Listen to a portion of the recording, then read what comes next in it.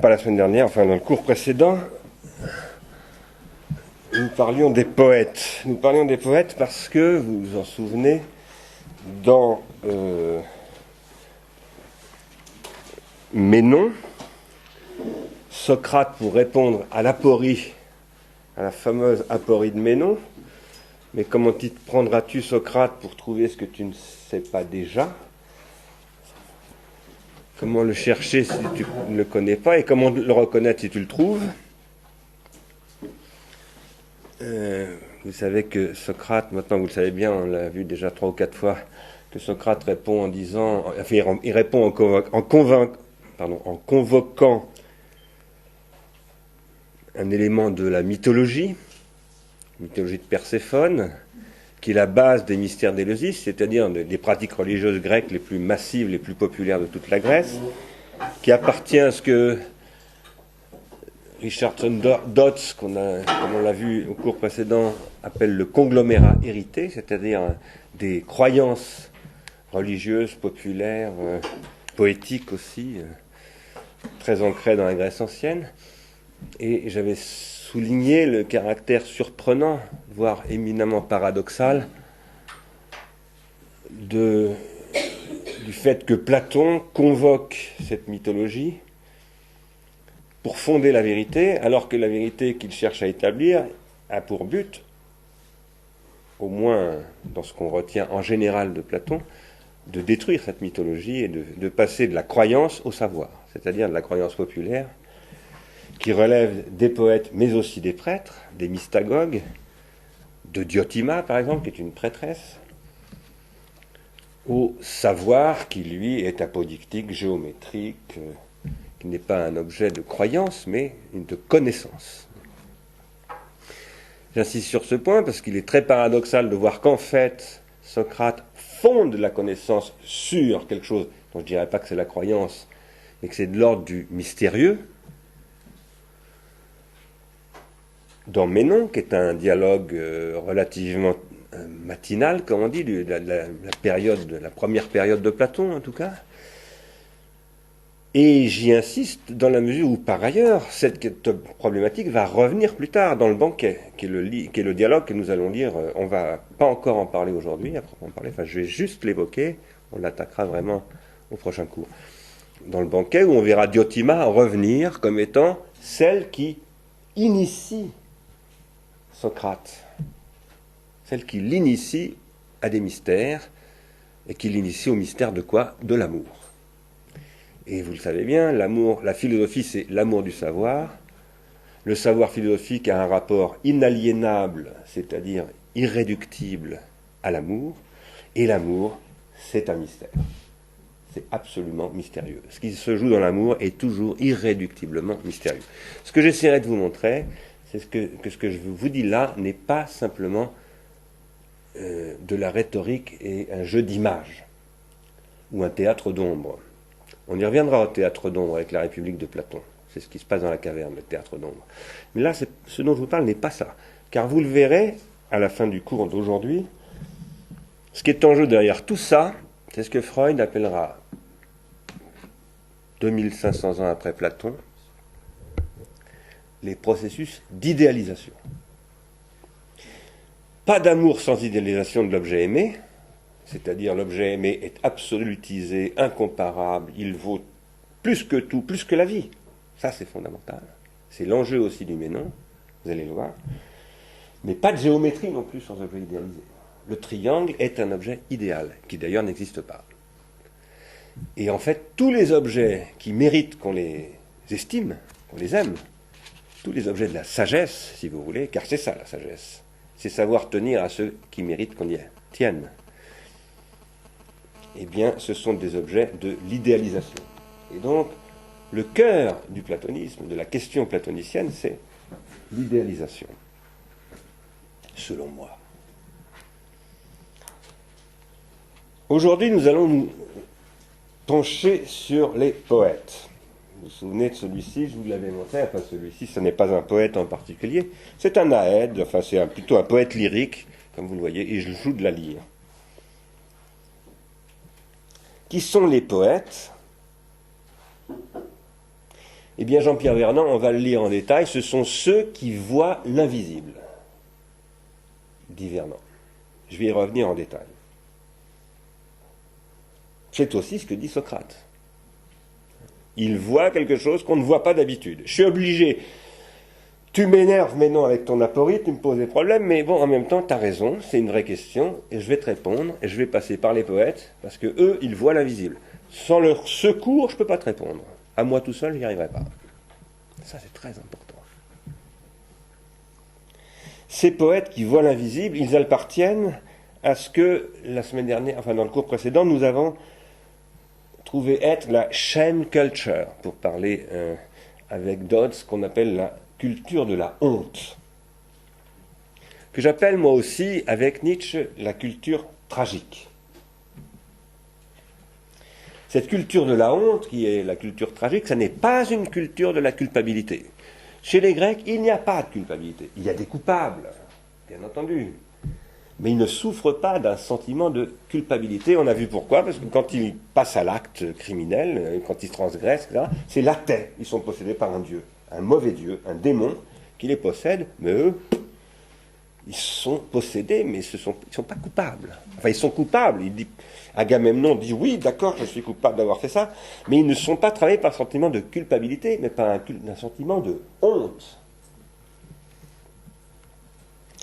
C'est dans cette culture tragique de l'aidos, la honte, shame en anglais, dont le nom, je vais y revenir tout à l'heure, aidos vient de Hades, du dieu Hadès, du dieu des morts. C'est dans cette culture que Socrate peut déclarer que les poètes sont ceux qui sont vraiment divins. Vous voyez, là, les poètes, il en parle là. Ah ben je n'arrive pas. Ah oui, parce que quand je mets le diaporama, ça ne marche pas. Enfin, vous voyez là, hein, ceux qui sont vraiment divins. C'est quand même stupéfiant de lire dans Platon que les poètes sont ceux qui sont vraiment divins, quand on sait que dans le livre 3 de la République, il dit les poètes, il faut les mettre à la porte de la cité. Bon, hein, c'est quand même étonnant. Comment ça se fait? C'est ce qu'on essaye de comprendre. La culture tragique, la culture de la honte, c'est celle des mystagogues. C'est-à-dire, c'est la culture dans laquelle règne la pratique et le culte des mystères d'Éleusis. C'est celle que les poètes chantent. Tout ce que disent les poètes, jusqu'à Socrate, ne parle que de cette culture de la honte, que de cette mystagogie, que de ce monde enchanté où il y a des dieux partout.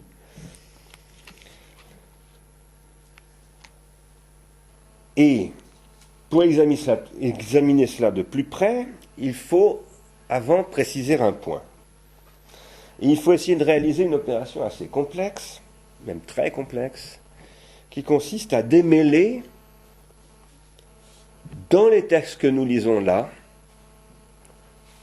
Protagoras, Ménon, Le Banquet, Phèdre, qu'on lira plus tard, il faut examiner, il faut démêler ce qui relève d'une part dans la référence que Platon fait à la psyché thanatos, à l'âme immortelle, c'est ici, psyché thanatos, on traduit par l'âme immortelle. Il faut démêler ce qui relève dans cette expression psyché athanatos. J'ai dit thanatos, c'est athanatos, bien entendu. Il faut démêler ce qui relève de l'exigence proprement socratique, spécifiquement socratique, et qui reste tragique. Avec ceci, je vous le signale que tragique, ça veut dire que l'âme des mortels ne peut pas devenir immortelle. Ça, c'est ce que pose le tragique. Un mortel ne peut pas être un immortel. C'est absolument impossible. C'est ça le tragique. La honte d'être un mortel, c'est le fait qu'on sait qu'on ne sera jamais un immortel. On ne sera jamais Zeus. Il y en a qui se prennent pour Zeus, ou pour Napoléon, ou pour je sais pas quoi. Mais ceux-là, Némésis s'occupera d'eux. Ce que dit la Némésis, c'est la déesse qui vient corriger ceux qui se prennent pour des dieux. Faites attention parce que c'est aussi M. Servier, c'est aussi tous ceux qui ne voient pas les limites du pharmacone. Hein. Donc il y a ça, il y a la psyché athanatos, tel que Socrate s'y réfère, mais je crois que ça reste une pensée tragique chez Socrate, c'est-à-dire que ça ne veut pas dire en fait que l'âme est immortelle, contrairement à ce qu'on pourrait croire, parce qu'effectivement on traduit, on ne peut pas traduire autrement athanatos que par immortel. Il faut démêler cela de ce qui n'appartient dans les dialogues de Platon, et qui est attribué à Socrate, qui n'appartient néanmoins que à la réappropriation platonicienne des paroles de Socrate, et qui à mon avis n'est pas socratique. Je dis à mon avis parce que bien entendu, je ne pourrai jamais vous le démontrer. J'essaye de vous en convaincre, mais je ne pourrai jamais vous le démontrer.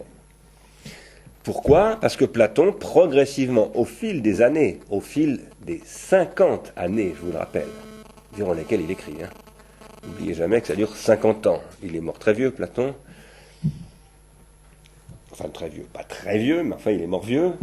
Il avait passé 80 ans, et il a écrit depuis cette prime jeunesse jusqu'à sa mort. Au cours de ces 50 années, Platon évolue. Progressivement, il transforme le discours de Socrate. Il le met à sa sauce. Pas par malhonnêteté, c'est parce qu'il y a des contradictions qu'il rencontre dans la vie, dans la société, des contradicteurs, donc il essaye de blinder l'enseignement de Socrate, mais il le modifie. Et par ailleurs, il vit une époque qui est l'époque d'un arrachement au conglomérat hérité. C'est l'époque qui cherche à s'émanciper complètement de la société qu'on appelle alors archaïque, c'est-à-dire des croyances populaires, etc. On avait vu avec Dodds, là, au cours précédent, ce que ça signifie. Et cela, pour moi, a pour conséquence que de Socrate, qui est encore un penseur tragique, qui est très proche des poètes, des mystagogues, et même des sophistes, son meilleur ami, c'est Protagoras à Socrate, il ne faut jamais l'oublier. Il le combat, mais il le combat amicalement et respectueusement. Il y a des sophistes qu'il déteste, comme Gorgias ou Calliclès, mais Protagoras, c'est son ami. D'ailleurs, ils seront condamnés ensemble. Parce que Protagoras aussi sera condamné, pas à la mort, mais à l'exil. Socrate appartient encore à l'âge tragique, qu'on appelle aussi l'âge de la culture de la honte, mais qu'on appelle aussi en philosophie l'âge pré-socratique. Tandis que Platon appartient à l'âge métaphysique. Il fonde la métaphysique. Il ouvre une époque que l'on appelle la métaphysique et dans laquelle nous vivons nous-mêmes encore. Même si notre époque, au XXe siècle, à travers des gens comme Heidegger, Derrida et un certain nombre d'autres, vont essayer de déconstruire la métaphysique, et avant eux, même Emmanuel Kant, je y reviendrai tout à l'heure, commence à mettre en question, à saper la métaphysique qu'il voit dans Leibniz, ou surtout dans Wolff, qui est un professeur leibnizien. Alors pourquoi est-ce que je creuse ces questions avec tant d'insistance ? Parce que vous êtes peut-être impatient d'aller voir, mais qu'est-ce qu'il y a dans le banquet finalement, de quoi il s'agit ? Pourquoi passer par toutes ces circonvolutions plus ou moins érudites ? C'est pas moi l'érudit, mais je passe par des érudits. Bon. Eh bien parce que je crois que ce ne sont pas des circonvolutions accessoires, ce ne sont pas des marécages annexes de la pensée occidentale, c'est le tréfonds de notre inconscient, et c'est quelque chose qu'il faut examiner d'extrêmement près, qui a été profondément refoulé par pratiquement 25 siècles de culture occidentale. Je crois que la référence au conglomérat hérité par Socrate, car là on est vraiment dans ce cas-là, la convocation de Diotima, des prêtresses, des mystagogues, etc., c'est typiquement le conglomérat hérité, c'est l'athée, c'est l'enthousiasme, c'est ce qu'on a vu l'autre fois. Ça n'est pas un simple artifice rhétorique, ça n'est pas un moment où Socrate dit « tiens, je lui ai raconté une petite histoire pour essayer de convaincre ». Non, c'est une nécessité absolument profonde, sinon Diotima ne reviendrait pas dans le banquet. Si ça n'était pas le cas, ça ne reviendrait pas régulièrement d'ailleurs, pas seulement dans le banquet. L'appel au mystagogue pour répondre à l'aporie de Ménon est inévitable, en ceci qu'il convoque une sphère qui reviendra donc avec Diotima comme la question du désir et comme le mystère de l'amour, qui est aussi ce que Socrate appellera penser dans le beau. C'est donc aussi la question du beau qui est derrière tout cela. J'y reviendrai quand on parlera du banquet. Le beau étant pour nous une très très grande question. Depuis Marcel Duchamp au moins, on dit le beau en art c'est plus une question, et je pense que c'est vrai. Mais du coup, on a dit amen à la destruction des paysages, à la destruction des villes, à l'anéantissement du monde. Et si on sait lire Amartya Sen dit une des conditions fondamentales du bien-être des populations quand elles sont très très pauvres et néanmoins heureuses, c'est qu'on n'abîme pas leur beauté. Et ça, c'est ce que nous fait le marketing, c'est ce que nous fait le néolibéralisme et la financiarisation, mais c'est ce dont sont complices d'innombrables intellectuels, d'innombrables prétendus artistes, etc., qui, au nom d'une espèce de lâcheté par rapport à une pensée unique esthétique, refusent de se poser cette question du beau. Et ça n'est pas parce qu'on est après Marcel Duchamp, et qu'en effet, la question de l'art n'est plus le beau, qu'on peut se foutre de la question du beau quand on est un artiste ou un philosophe ou je ne sais quoi. Et ça, c'est une question sur laquelle je reviendrai bientôt, pas cette année, en détail, parce que là, j'ai l'intention de sortir les bazookas. Parce que j'en ai marre de vivre dans un monde aussi laid, et surtout de voir que mes enfants grandissent dans la laideur. Hein ? Dans la laideur, la vulgarité qui gouverne maintenant la plupart des pays. Non, ça suffit. C'est ce qu'il y a de plus grave peut-être. Hein ? C'est la déchéance, c'est la honte de notre époque. Cela étant, ces questions qui donc ressurgiront dans le banquet conduiront Platon dans le banquet et surtout dans Phèdre. Parce que le banquet, ça reste pour moi un dialogue du tragique. Phèdre, c'est plus tard. Selon, je crois, la chronologie de Robin, ça vient après la République. Enfin, ça dépend. Hein. Il y a des qui situent avant, d'autres après. Bon, en tout cas, c'est très proche de la République. Et la République, c'est la charnière où Platon bascule dans la pensée contre l'époque tragique.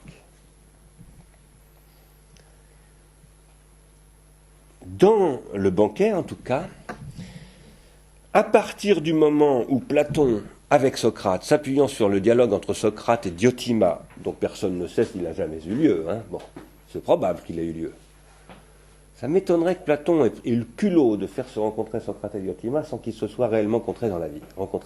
Bon. Mais après tout, on n'en sait rien.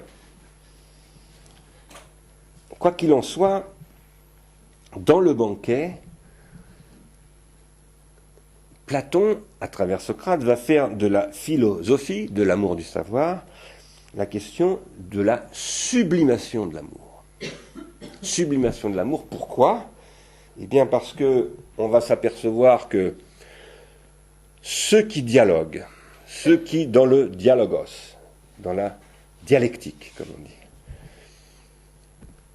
dialoguant de manière sincère et en s'aimant comme des amants ou comme des amis. On peut s'aimer comme des amis. Mais même comme des amis, il y a le verbe aimer dans ami. Hein. En s'aimant, alors vous savez bien que chez les Grecs, entre messieurs, on s'aime souvent à la folie. Hein. Donc, la séparation entre amitié et amour ici, elle n'est pas faite. Hein. C'est clair que, oh Agathon, comme tu es charmant, etc. Il est toujours en train de proposer la botte, Socrate. Hein. Bon, ça c'est vraiment... et c'est la culture grecque. Bon. Et c'est comme ça. Mais, qu'est-ce qu'il dit ? Il dit, si nous nous aimons dans l'amour du beau, et si nous nous aimons dans l'amour du beau, nécessairement nous allons nous aimer dans l'amour de ce à quoi le beau nous introduit, à savoir le vrai et le juste. Chez les Grecs de l'époque de Platon, il n'y a pas de séparation possible entre le vrai, le juste et le beau. Tout ça marche ensemble. Ça n'est pas la même chose. On peut être juste en n'étant pas dans le vrai. On peut être beau en n'étant ni juste ni dans le vrai, etc., etc. On peut être admiratif du beau sans accéder à la vérité. Mais quand on accède au beau, on a beaucoup plus de chances d'accéder à la vérité. Voilà ce que dit Socrate dans le banquet. Et sa genèse, sa philogenèse, au sens philo, P-H-I-L-O, c'est-à-dire sa genèse de l'amour, sa genèse de ce qui arrive quand on aime, et de l'évolution de ce que c'est que l'amour. Il dit, en vieillissant progressivement, on va se détacher du corps. Ce qu'on va aimer, c'est de moins en moins le corps, la matière, et c'est de plus en plus l'idée. C'est-à-dire la pureté de l'aimable.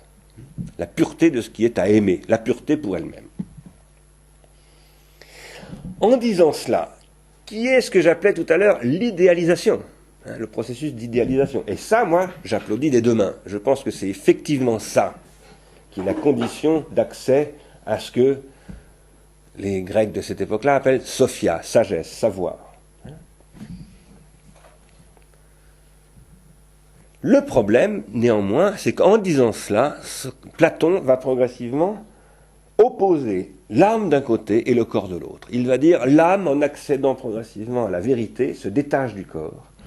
Et finalement, ça va amener Platon à opposer l'âme et le corps. À dire l'âme, c'est le siège de l'amour, le corps est le siège de la pulsion. Ah! Je vois venir Paul de Tarse, Saint Paul, qui arrivera quand même 4 siècles plus tard, si je ne me trompe, à peu près 4 siècles, un peu plus que 4 siècles plus tard, 4 siècles et demi, et qui, faisant la synthèse, ce juif grec, qui a lu Platon, qui connaît ça comme sa poche, mais qui est aussi un juif, donc qui a lu la Bible et qui la connaît comme sa poche, et qui en plus est peut-être, je dirais pas l'éditeur, mais en tout cas le grand Manitou du rassemblement des évangiles, et de leur circulation, de l'organisation de leur... Eh bien, il va fonder le christianisme. Et sur quoi va se fonder ce christianisme? Sur l'opposition de l'âme et du corps. Mais cette opposition ne vient pas de saint Paul, elle vient de Platon. Je viens de dire l'amour du côté de l'âme d'un côté, la pulsion du côté du corps de l'autre. Là, je ne parle pas le langage de Platon, bien sûr. Le mot de pulsion, Trieb en allemand, si je le dis, il faut que je le dise en allemand, parce que c'est au concept de Freud, auquel je me réfère ici, c'est un mot de la psychanalyse, justement. C'est un mot du début du XXe siècle. Qui n'est pas l'instinct, d'ailleurs. Instinct. C'est pas la même chose. Instinct et pulsion. Quoi qu'il en soit, chez Platon, on ne parle pas à proprement parler de pulsion. On parle de passion. Le mot pulsion n'existe pas chez les Grecs, à ma connaissance en tout cas. Et en tout cas pas chez Platon. Par contre, le mot qui existe, c'est la passion. Platon ne parle pas de pulsion, mais il parle bien de passion à propos de ce qui serait décrit par Freud comme des pulsions. Par exemple, le penchant sexuel, qui est un des sujets de Phèdre. Lorsque vous avez lu Phèdre, peut-être, et si vous l'avez lu, vous savez que le discours sur Lysias, Lysias dit « il vaut mieux faire affaire amoureuse, je dirais, avec des gens qu'on n'aime pas. » C'est-à-dire, il vaut mieux ne pas s'attacher, il vaut mieux consommer les objets sexuels, en faire des objets de pulsion, plutôt que d'amour. C'est de ça dont il s'agit. Ça veut bien dire que chez Platon, comme chez tous les Grecs, on distingue bien entre l'amour en tant qu'attachement, affection, fidélité, etc., et la pulsion sexuelle en tant que consommation d'un objet de satisfaction. Donc Platon fait très bien la différence. Il n'appelle pas ça pulsion, mais il appelle ça passion.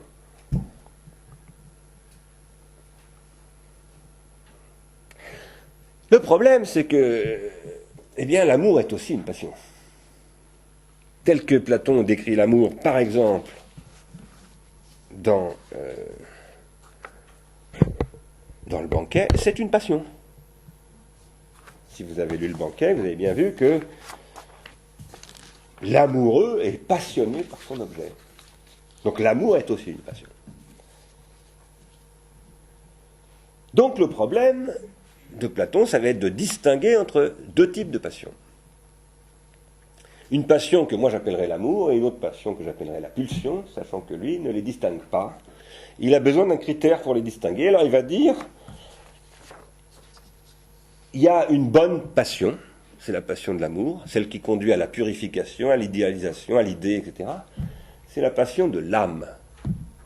C'est l'âme passionnée par la connaissance. C'est la philosophia. La philosophia, c'est la passion pour la connaissance, ou pour le savoir, ou pour la sagesse. Un philosophe, c'est ça. Quelqu'un qui est passionné par la sagesse. Ça ne veut pas dire qu'il est sage. Comprenez-moi bien. Si vous venez me dire, ah mais on t'a vu, t'as fait ça, t'étais pas sage. Et alors, ça vous donne pas le droit d'en faire autant.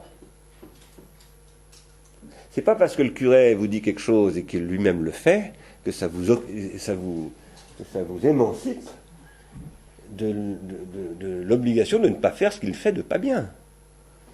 Ce pauvre curé, il est comme Saint-Antoine. Il est à plaindre. Lui, il se sent coupable. Moi, je ne le crois pas coupable de quoi que ce soit. J'ai honte pour lui, en revanche. C'est autre chose. Il vaut mieux avoir honte, parce que les gens qui se sentent coupables deviennent méchants et agressifs. Ils s'en prennent aux Arabes, ils s'en prennent aux Juifs, ils s'en prennent à ceci, ils s'en prennent à cela, ils s'en prennent aux Roms. C'est pas des gens bien. Les gens qui ont honte, ils commencent par avoir honte d'eux-mêmes. Parce que la honte, quand on éprouve de la honte pour quelqu'un qui se comporte de manière honteuse, si on a honte, c'est parce qu'on sait qu'en soi-même, on est capable de faire la même chose. Donc la honte nous éduque. Gilles Deleuze disait que la condition de la pensée, c'est d'être capable d'éprouver de la honte et d'avoir honte de la bêtise. Mais avoir honte de la bêtise d'un autre, ça n'est possible que si on est d'abord capable d'avoir honte de sa propre bêtise. Sinon, on n'a pas honte. On se réjouit au contraire de la bêtise de l'autre parce qu'on croit que ça nous rend plus intelligents. Gilles Deleuze, il dit la philosophie consiste à nuire à la bêtise. Mais ça consiste à nuire à sa propre bêtise, à lutter contre sa propre bêtise. Et par conséquent, aussi contre celle des autres, bien entendu. Quoi qu'il en soit, Platon essaye de distinguer deux types de passions, la passion de l'amour et la passion de la pulsion. Il y en a une qui est une bonne passion, c'est un remède, c'est la philosophia, c'est l'amour en tant qu'il remédie à la bêtise, justement, il rend plus proche et plus passionné de vérité, de sagesse, de connaissance. Et puis il y en a une autre passion qui est mauvaise, qui est une sorte de poison. Et Platon s'imagine qu'on peut séparer les deux. Eh bien, c'est là qu'il sort du tragique, car les tragiques disent non, on ne peut pas séparer les deux. Précisément, le remède est toujours aussi le poison. Je peux avoir un objet d'amour qui peut devenir un objet de pulsion. Je peux avoir aimé ma femme toute ma vie, et puis d'un seul coup, je la découpe en rondelles parce que je suis pris par la pulsion de destruction. Ça existe. On voit ça tous les jours dans les cours d'assises, et c'est une terrible réalité. C'est notre condition de pauvres êtres pharmacologiques. C'est le cas de Saint-Antoine. Vous voyez, c'est pas le premier venu, Saint-Antoine. Eh bien, il n'y échappe pas. Ce à quoi veut échapper Platon, c'est à la situation pharmacologique. Du coup, il va opposer l'âme au corps. Et il va rompre avec l'époque tragique, parce que justement, les tragiques, les présocratiques par exemple, n'opposent pas, ils composent. Ils disent il n'y a que de la composition. Il n'y a jamais de simples oppositions. Dès que vous voulez opposer quelque chose à autre chose, c'est que l'autre chose est dans la chose que vous lui opposez. Elle y est, mais vous ne la voyez pas. Et il n'y a rien de pire. C'est ce qui rend bête, dogmatique, borné. Donc, il faut apprendre à penser en composition. Alors, si tant est que l'immortalité de l'âme soit un énoncé socratique, je soutiens donc, et c'est possible que Socrate ait dit oui, l'âme est immortelle, on va voir pourquoi c'est possible. Quoi qu'il en soit, je soutiens que Socrate reste un tragique, ce n'est pas un métaphysicien. Et je pense que sa parole, qui demeure mythologique ou mythographique, en ceci qu'elle fait appel au conglomérat hérité, et qu'elle fait appel à ce que j'appellerai plus tard, j'y reviendrai, au conglomérat hérité comme étant son milieu pré-individuel. Là, j'introduis un concept de Gilbert Simondon. J'y reviendrai plus tard. Mais je vous le dis tout de suite, pour que vous commenciez à créer des connexions. Cette immortalité de l'âme, c'est celle d'un savoir, c'est celle d'une parole. Cette parole de l'immortalité de l'âme, c'est celle d'un savoir à la fois démonique, vous le savez bien, Socrate, jusqu'à sa mort, au dernier moment, dit « Mon démon m'a dit ça ». Et là, il ne m'a rien dit du tout. Donc, du début à la fin, Socrate est un être démonique, c'est un être tragique, et qui possède en cela ce que Maurice Blanchot appelait un savoir impersonnel. Je vous recommande, si vous avez le temps et l'occasion de trouver ce livre, qui est difficile à trouver parce qu'il est publié chez Fata Morgana, s'appelle La Bête de Lascaux, je vous recommande de lire ce tout petit texte de Maurice Blanchot, qui est un commentaire d'un poème de René Char, et qui est une merveille absolue, 1953, où Blanchot explique ce que c'est que la parole oraculaire. Il dit c'est un savoir impersonnel. Je parle, mais c'est pas moi qui parle, ça parle en moi. C'est ça que ça veut dire, le savoir impersonnel. Et c'est ce que cherchait Maurice Blanchot. Il disait j'écris, mais c'est pas moi qui écris. Ça écrit à travers moi. Blanchot n'était pas un mystagogue, ça n'était pas un mystique du tout, c'était même rien. Il ne peut pas y avoir plus immanentiste que Blanchot, mais en même temps, il disait la parole, la seule parole qui reste une véritable parole, c'est la parole oraculaire, c'est-à-dire la parole impersonnelle. C'est quand ma parole me dépasse que ça parle vraiment. Sinon, ça ne m'intéresse pas. C'est mes petites confidences de Maurice Blanchot. Il n'a jamais voulu qu'on le prenne en photo parce qu'il ne voulait absolument pas qu'il y ait la moindre trace de sa petite personnalité médiocre, mesquine, comme toutes les personnalités.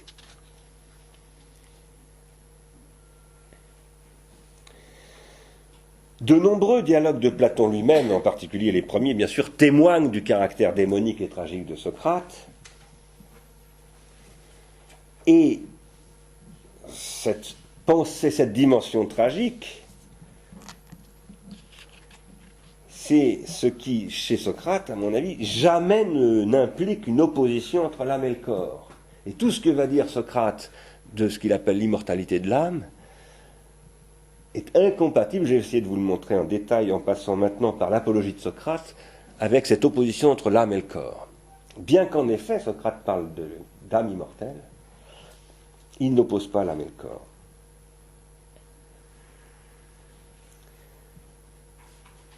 Dans l'apologie de Socrate, qu'il faut absolument que vous lisiez, très très important, parce qu'on ne comprend pas grand-chose à tout ce que je raconte si on n'a aucune connaissance de ce texte.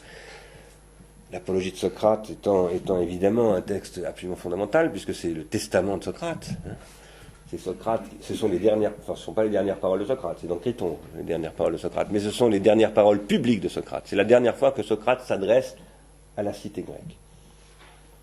Et sa propre mort est en jeu, puisque, voilà, il vient d'être condamné à mort. Et on va savoir s'il est prêt à reculer pour être sauvé de la mort. Qu'il ne reculera pas, vous le savez bien. Pour la défense de sa vie, parce que là, il est encore en train d'essayer de défendre sa vie, c'est-à-dire qu'il défend encore, il n'est pas encore jugé, la condamnation n'a pas été prononcée. Il dit qu'il ne craint pas la mort. Et il dit qu'il ne craint pas la mort parce que la seule chose qu'il sache, il dit, je ne sais qu'une seule chose, je ne sais rien. Il commence toujours par dire, je ne sais absolument rien. Tu me demandes ce que c'est que la vertu ? Qui est-ce qui la vertu ? La vertu, mon cul. Je ne sais rien. Ne compte pas sur moi pour te donner des stéréotypés, du prêt-à-penser, on dirait aujourd'hui en s'adressant à M. Finkielkraut. Ne compte pas sur moi pour te dire ce qu'il faut penser. Tu penses par toi-même ou rien. Mais il y a une chose que je sais peut-être, dit-il dans l'apologie de Socrate, c'est-à-dire au cours de son procès. Il y a peut-être une chose que je sais. C'est que je ne sais rien de la mort. J'ai un savoir de la mort, comme tous les mortels. Tous les mortels ont un savoir de la mort. Heidegger dira la même chose dans Être et temps. Mais la seule chose que je sache à travers ce savoir de la mort, c'est que la mort ne peut que me rester absolument, radicalement inconnue et indéterminée, et que je n'en sais absolument rien. Voilà, la seule chose que je sache, positivement, c'est que je ne sais rien de la mort. Je sais que je suis mortel, donc c'est un savoir, mais ce savoir, c'est un non-savoir. Je ne sais rien de ce que c'est que la mort. Je sais que je suis mortel. Car craindre la mort, je vous donne la traduction de Chambry, athénien, ce n'est pas autre chose que se croire sage, alors qu'on ne l'est pas, puisque c'est croire qu'on sait ce qu'on ne sait pas. Je ne crains pas la mort, dit-il, je cite à nouveau, car craindre la mort, athénien, ce n'est pas autre chose que de se croire sage, alors qu'on ne l'est pas. C'est la position philosophique, ça. Hein. Le philosophe, c'est celui qui sait qu'il ne sait pas. C'est le sophiste qui croit savoir. Donc il dit ceux qui craignent la mort sont les sophistes. Ils savent, ils disent qu'ils savent ce que c'est. C'est croire qu'on sait ce qu'on ne sait pas. Ça, c'est la traduction de Chambry. Je vous en donne une autre. Ah tiens, qu'est-ce qu'il fait là, celui-là? Ah oui. J'avais oublié de vous montrer ça, parce que cette belle photo, enfin c'est un petit montage que j'ai fait, où vous avez d'un côté Socrate avec ses yeux clairs, et Platon qui lui tourne le dos. C'est ça, je crois, le destin, les rapports entre Platon et Socrate. Platon s'éloigne progressivement de Socrate. Quoi qu'il en soit, donc, je voulais vous lire l'autre traduction, une autre traduction, il y en a des dizaines. Qu'est-ce en effet juge que craindre la mort, sinon s'attribuer un savoir qu'on n'a point? N'est-ce pas s'imaginer que l'on sait ce que l'on ignore? Car enfin, personne ne sait ce que c'est que la mort, ni si elle n'est pas par hasard pour l'homme le plus grand des biens. Et pourtant, on la craint comme si l'on savait qu'elle est le plus grand des maux. Toujours la même question, hein? Remède, poison, le bien et le mal, etc. Comment ne serait-ce pas là cette ignorance vraiment répréhensible qui consiste à croire que l'on sait ce qu'on ne sait pas? Vous avez vu que Chambry, dans la traduction que j'ai donnée, résume toute cette phrase. Il faut se méfier des traducteurs. Hein, vous voyez. Toujours, si on ne lit pas le grec, il y a intérêt à avoir 5 ou 6 éditions différentes. Bon. Alors, notez bien ici, vous avez vu qu'il est question de l'Hadès. Hein? Notez bien ici, comment ça s'écrit, Hadès. Hein? Vous voyez là? Est-ce que vous voyez? Haïdou. Il y a ce qu'on appelle des esprits là devant. Hein? C'est pour ça qu'on met un H. Ces esprits créent une aspiration de la voyelle. Donc on dit Haïdès en fait. Nous on dit Hadès, mais les Grecs disaient Haïdès. Un peu comme les Arabes disent Hadafi. C'est pas du guttéralisé, mais bon, c'est très très aspiré. Je dis cela parce qu'on l'écrit comme ça, hein, Hadès, et vous voyez bien que c'est la même structure que Aïdos. Le dieu de la mort, c'est celui qui donne son nom à la honte. On ne peut pas séparer la mort et la honte. C'est ça que je veux vous dire. Et les dieux, eux, n'ont pas honte. Ils ne savent pas ce que c'est que la honte. Ils ne peuvent pas être affectés par la honte.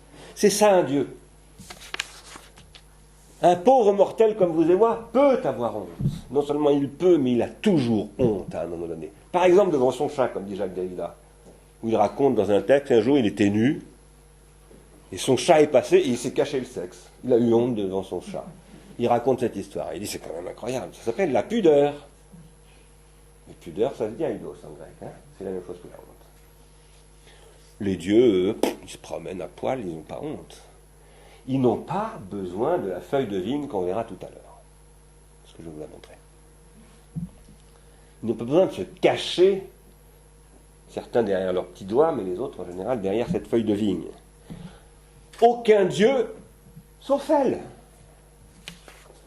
Cette pauvre déesse, qui est-ce? Qui est cette déesse? C'est Perséphone. Qu'est-ce qui va lui arriver? Elle va être condamnée à éprouver la honte. Elle qui n'est justement pas susceptible normalement d'éprouver la honte, puisque c'est une déesse. Oui, mais elle va être violée. On y reviendra tout à l'heure. Alors vous allez me dire, des déesses qui se sont faites violer, il y en a plein. Zeus n'arrête pas de violer toutes les déesses qui passent. Mais elles s'en foutent. Ça ne leur pose aucun problème. Alors comment se fait-il que Perséphone a honte d'avoir été violée par Hadès, qui est aussi un dieu? On va voir tout à l'heure. Quoi qu'il en soit, revenons à ce que dit Socrate. Il dit, menteur est celui qui dit savoir ce qui se passe dans l'Hadès. Hein? Ceux qui vous disent ça sont les menteurs. Méfiez-vous de ceux qui vous disent, voilà ce que c'est que l'Hadès. Moi, j'en sais rien. C'est pour ça que je n'ai pas peur de la mort. Et je boirai la ciguë si vous voulez que je la boive. Ça ne m'effraie pas, ça ne m'impressionne pas. Je suis beaucoup plus impressionné par la vérité, la justice et la beauté, c'est-à-dire la fidélité à tout cela, que par la mort. Ça veut dire que celui qui dit savoir ce qui se passe dans l'Hadès est un menteur, donc Platon est un menteur. Platon, en l'occurrence, devrait, en toute rigueur, être considéré comme un menteur. Si Platon en arrive à dire bah, l'Hadès, de toute façon, c'est le royaume de l'immortalité des âmes, et en fait, c'est là où les âmes se détachent du corps pour aller dans la pureté de leur vie immortelle, pour Socrate, ça c'est un mensonge. C'est peut-être vrai, mais c'est un mensonge. On ne peut pas le savoir. Donc c'est un mensonge. Quand on dit je le sais, peut-être que c'est vrai. Mais si on dit qu'on le sait, c'est un mensonge. Ou c'est un sophisme, si vous préférez. Platon dira l'âme est immortelle. Je le sais. Je le pose en principe fondamental de ma philosophie. Eh bien, il trahit en ce sens-là Socrate, qui ne dit pas que l'âme est immortelle, il dit qu'il ne craint pas la mort et qu'il se peut que l'âme soit immortelle, etc. Socrate dit on ne peut pas avoir de savoir sur ce sujet. C'est le non-savoir par excellence. Et Platon dit je sais quelque chose et c'est la base de tout ce que je vais vous enseigner. Pas dans ce dialogue-là, mais beaucoup plus tard. Donc il trahit son père. Il trahit le père assassiné. Il le tue une deuxième fois. Il le réassassine. C'est ça, la métaphysique de Platon. Comprenez-moi bien, moi qui aimerais bien être un tragique, je n'accuse pas Platon d'être coupable de quelque chose, j'essaye de comprendre ce qui se joue, et il y a des raisons pour lesquelles Platon va faire tout ça, bien entendu. Quoi qu'il en soit, je crois que Platon fuit quelque chose, et il fuit le caractère démonique de Socrate, précisément. Il fuit l'héritage du conglomérat hérité, il fuit la question du caractère démonique de tout objet d'amour. Et c'est ça l'enjeu, y compris le triangle, y compris l'objet du savoir géométrique. Si Platon peut commettre ce dérapage, peut en venir à trahir ainsi Socrate, c'est parce que Socrate lui tend une perche, dit des choses, pour autant qu'il les ait dites. Mais j'ai tendance à penser qu'il les a effectivement dites. J'en suis même absolument certain, pour tout vous dire. Peut-être tort, mais je suis sûr qu'il a dit ça. Socrate, ayant entendu la sentence finale, t'es condamné à mort. Ça y est. Et tu vas boire la ciguë. Vous savez que finalement, il ne pourra pas la boire pour des raisons religieuses, tout de suite. Donc il attendra 3 semaines. Normalement, il aurait dû la boire tout de suite. À l'époque, en Grèce, quand un homme était condamné à mort, exécution immédiate. Mais là, pour des raisons qui sont liées à des raisons cultuelles, il faudra qu'il attende dans une prison pendant 3 semaines. 3 semaines au cours desquelles ses amis viendront le voir, etc. Et essaieront de le convaincre de s'enfuir. Et il dira, allez vous faire fiche.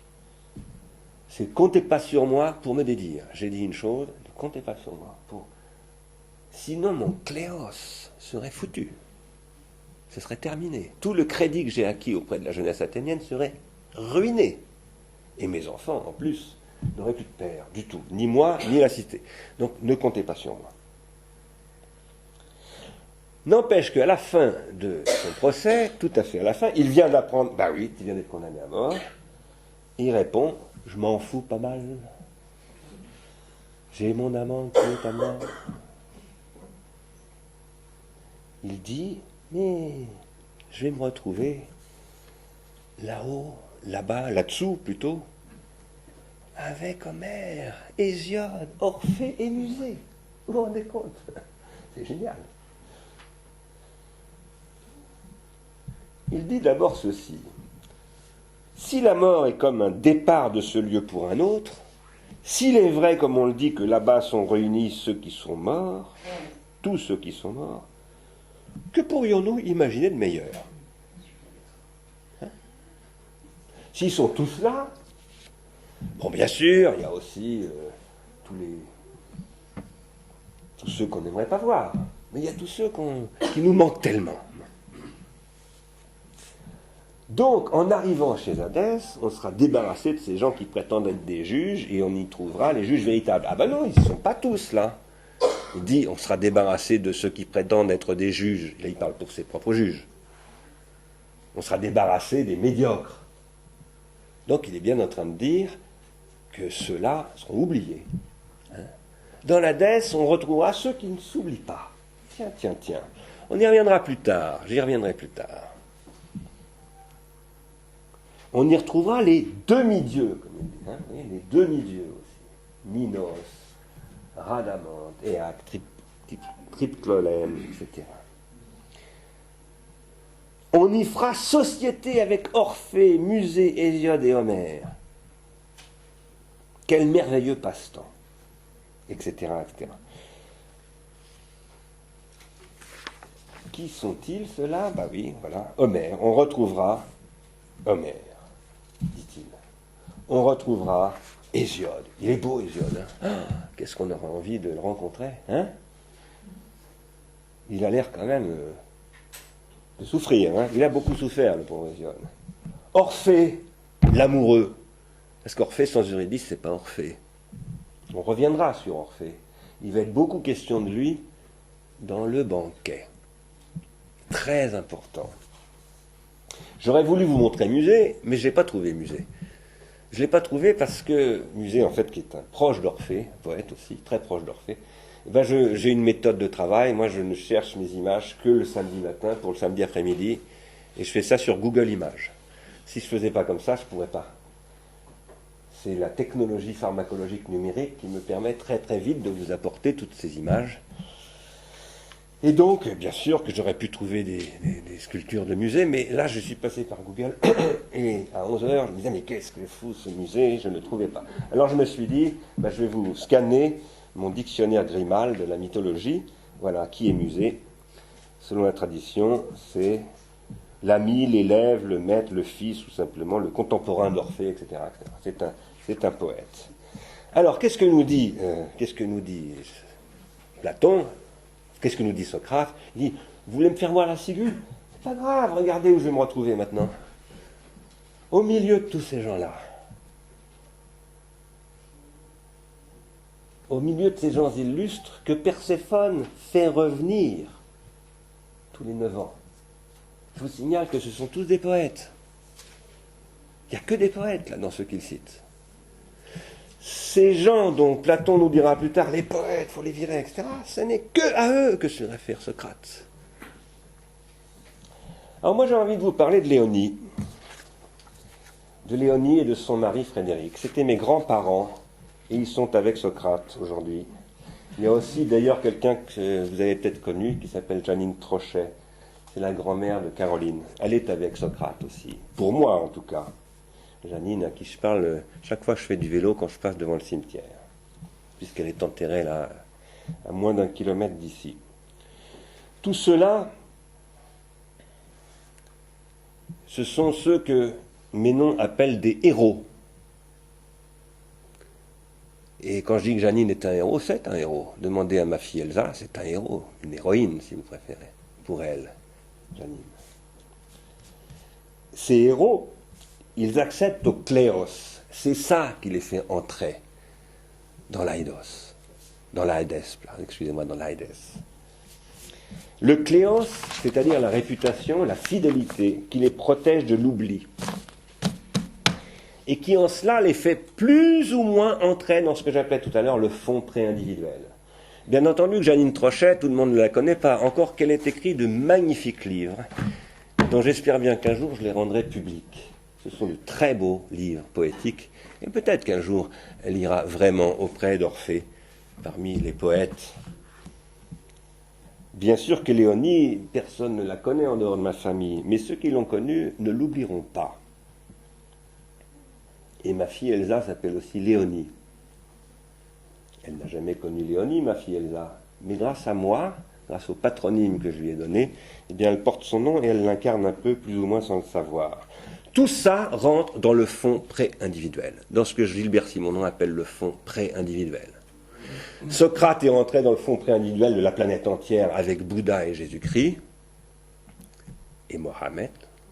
ou Mahomet plutôt, excusez-moi, Mahomet, et c'est très important. Et il y en a d'autres que j'oublie. Puis il y en a d'autres comme Janine, Frédéric, Léonie. Bon voilà, ils ont un cléos plus localisé, mais ça ne les empêche pas d'être tout aussi divins. Mais ils affectent moins largement le fond préindividuel.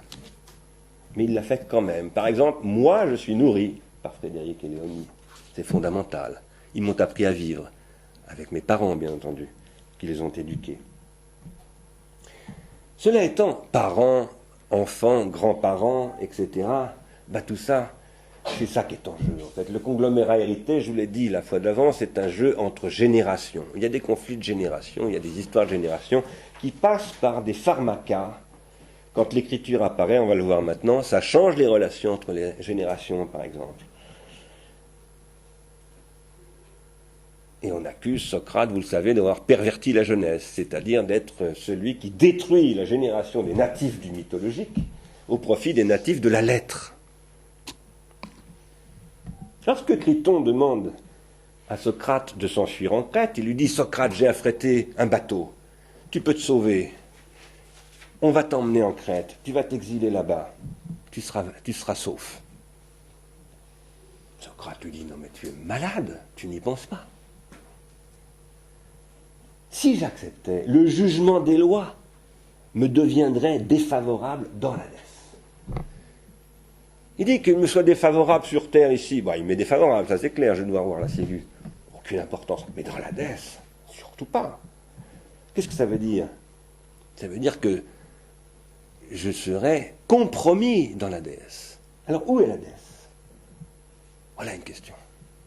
Je vous avais montré l'autre fois des Jérôme Bosch qui représentent l'enfer. Où est l'Hadès? Où est le jugement porté sur Socrate, aujourd'hui même? Sinon ici même, entre nous, entre nos mains, je dirais, par exemple dans ce livre. Car il est entre nos mains, Socrate, à travers ce livre. Et ce livre, qui est ce que Husserl appelait un objet investi d'esprit, c'est-à-dire habité par un esprit, l'esprit de la lettre. Mais l'esprit, ça se dit daimon en grec, par un démon, autrement dit. Le livre est démonique. Il peut être terrible, le livre d'ailleurs, dans ce sens-là aussi. Il est entre nous. Il est là. C'est ça l'Hadès. C'est ce qui est entre nous. Et c'est ce que Simonon appelle le fond préindividuel. Il est là comme, je parle là de Socrate, qui est entre nous, comme l'esprit de la lettre, qui vient nous hanter, avec sa clausule, non pas asique, mais socratique, vous savez, tiesti. Ce que Platon traduira par « qu'est-ce que ». C'est ce que j'appellerais la revenance de l'esprit de Socrate. Socrate revient sans cesse. Il revient. Vous pouvez essayer de vous en débarrasser, il est collant comme une figue grecque. Il reste attaché au doigt. Une figue sèche, je voulais dire. Il hante la mémoire de la cité. C'est ce qu'il dit à la fin de son procès. Je reviendrai. Comptez sur moi.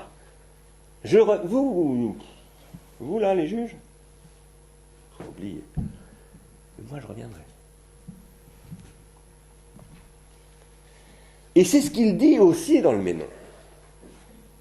Il dit, ça revient. Ça. C'est une chanson populaire. Ça revient comme une chanson populaire. Moi, j'aime bien le populaire. C'est pour ça que j'aime beaucoup ce film de Alain Resnais qui s'appelle « On connaît la chanson ». Car dans la chanson, il y a quelque chose de démonique aussi. Bon, je ferme cette parenthèse. Je m'en suis expliqué dans un livre, si ça vous intéresse. Quoi qu'il en soit, Socrate viendra hanter la mémoire de la cité, tout comme les êtres exceptionnels dont nous parle le mythe de Perséphone, que Perséphone rappelle au bout de 9 ans, dit ce mythe, dans Ménon. Et c'est ce que Socrate nous rappelle. Socrate nous rappelle que Perséphone rappelle tous les 9 ans, et à travers cette référence, Platon nous rappelle que Socrate est mort, et qu'il sera rappelé, etc. C'est tout un dispositif de rappel, comme on dirait dans l'escalade. On est en train de monter au sommet, au sommet de l'amour, et on fait du rappel. On n'arrête pas de faire du rappel entre Socrate, Ménon, etc. Et moi, j'essaye avec eux de faire du rappel vers vous qui essayerez peut-être de faire du rappel de votre côté.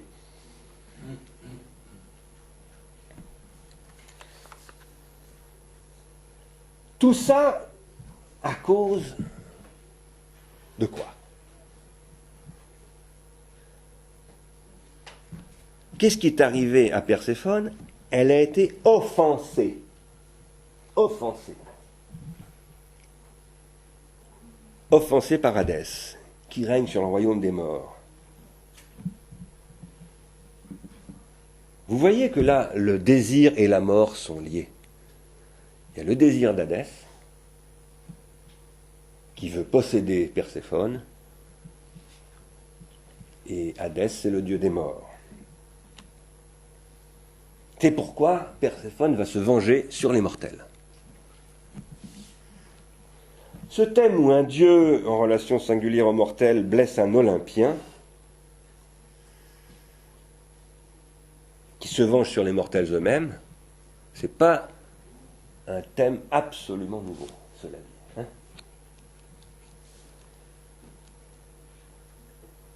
Il y a un autre cas, au moins, c'est celui où Prométhée roule Zeus dans la farine. À un moment donné, Prométhée, il y a plusieurs versions, il y a 3 versions au moins, où Prométhée trompe Zeus au profit des mortels. Parce que Prométhée et Zeus se haïssent fondamentalement. On ne peut pas dire qu'ils se haïssent à mort, ils ne sont pas mortels. Mais ils se sont combattus, ce sont des frères en réalité. Hein. Ce sont des fils de Cronos. Ils se sont combattus à mort, enfin pas à mort, ils se sont combattus. Et Zeus a gagné contre Prométhée, qu'il a réduit en esclavage, qu'il a soumis. C'est très important, parce que là, c'est la technique qui est en jeu. Vous voyez bien qu'on a d'un côté la mort et le désir, avec Perséphone et Hadès, et de l'autre côté, on a la technique et la mort, avec Zeus et Prométhée. Je dis la technique et la mort parce que si vous avez bien compris ce qu'on a lu de Platon, dans Protagoras en particulier, mais aussi d'Hésiode, les mortels deviennent des mortels à partir du moment où ils deviennent des êtres techniques. C'est ça un mortel. C'est celui qui est technicisé, vous vous souvenez de ça. Les mortels sont des êtres techniques qui vivent dans l'Hadès et qui sont obsédés par la mémoire. On va voir ça de plus près.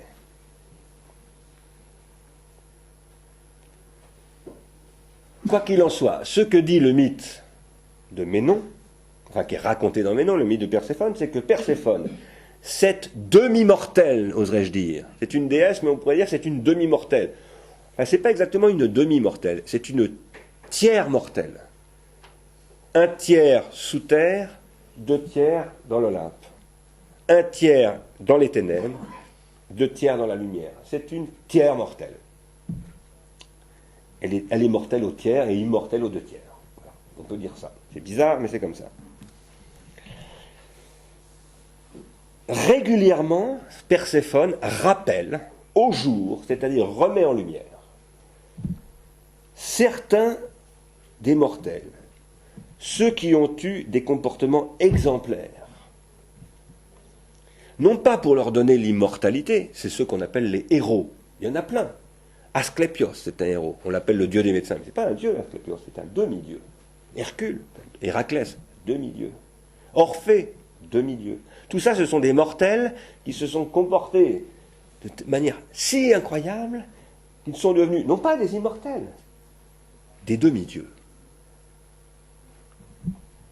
Et évidemment, comme elle est une demi-déesse, parce qu'ayant été violée par le dieu des morts, c'est devenu une sorte de mortel, eh bien, ceux qui se rapprochent d'elle, elle les tire. Comme cet Orphée qui voulait aller dans l'Hadès, vous savez ça. Orphée a suivi Eurydice dans l'Hadès, et les dieux l'ont autorisé. Son amour était tellement immense pour Eurydice qu'il nous dit « Allez, vas-y, vous savez comment elle est morte, Eurydice, mordue par un serpent. Bon. Orphée est inconsolable, inconsolable. Jamais il ne se remettra de la mort d'Eurydice. Alors les dieux ont pitié de lui, ils disent, bon allez vas-y, va la voir dans l'Hadès. Et après tu retourneras. Mais ne te retourne pas. Il se retourne, le pauvre. Quoi qu'il en soit, on y reviendra, il y a un très beau texte de Roland Barthes sur ça. Il dit c'est ça la littérature. Bon. Je ferme cette parenthèse. Quoi qu'il en soit, ces demi-dieux, il y en a beaucoup, eh bien, Perséphone les élève au statut de demi-dieu parce qu'elle les fait revenir. Elle leur permet de revenir dans la lumière alors que les mortels ne peuvent pas revenir normalement. Elle les fait revenir en pleine lumière.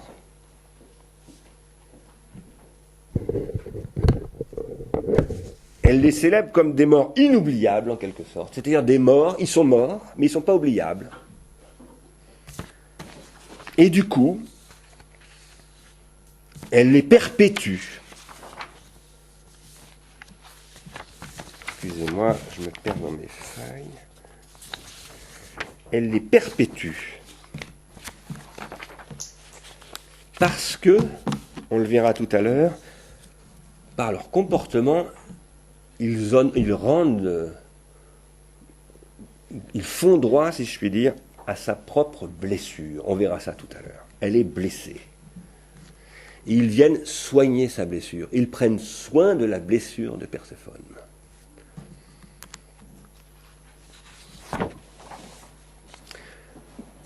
Le héros est mort. Ce n'est pas un immortel.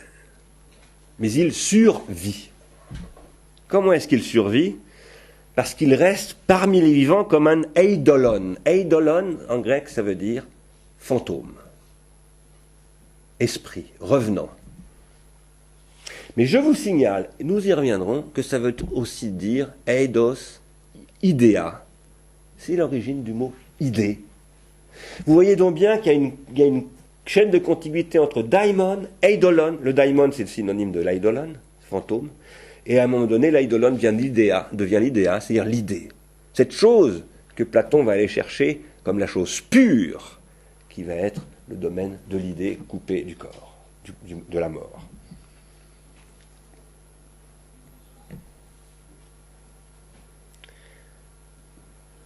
Le héros survit et revient, et survient d'ailleurs de temps en temps, à travers un démon. Tout à coup, Socrate est en train de parler, d'un seul coup, il s'arrête de parler.